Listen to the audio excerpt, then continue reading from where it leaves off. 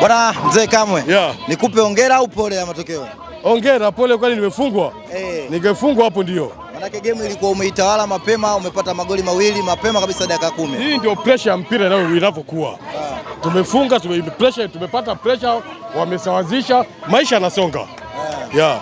Bwana, unazungumziaje performance ya timu zote mbili kwa namna ambavyo mmecheza katika mchezo wa leo, mkichezeshwa ukiinclude na refa kutoka Morocco?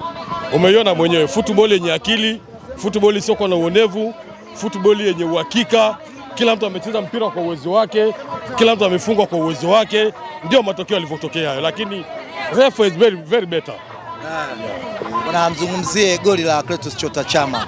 Manake kwa muda mrefu sana mlikuwa nyinyi wenyewe mashabiki wa Simba mnamshtumu Ng'ae katika mechi kubwa, lakini sasa hivi tunaona kumuona kang'aa kwenye muungano, ameanza kung'aa kwenye hii game. Vipi? Natumaini litakuwa ni goli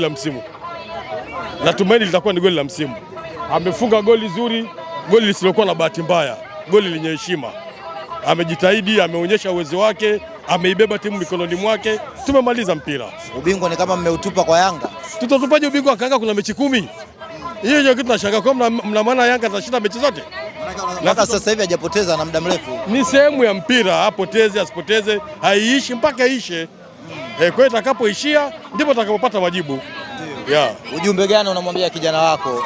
Jana walilalamikia uwanja. Kitu gani ambacho unaweza kumwambia bwana kijana wako? Ni mwanaume, aache kurukaruka. Mwanaume vita ni kokote. Kaja uwanja mbovu kapata matokeo. Angekaa nyumbani angepata wapi matokeo? Unamwambia mwanaume hatakiwi kulalamika. Mwanaume anatakiwa kupambana. Yeah. Asante.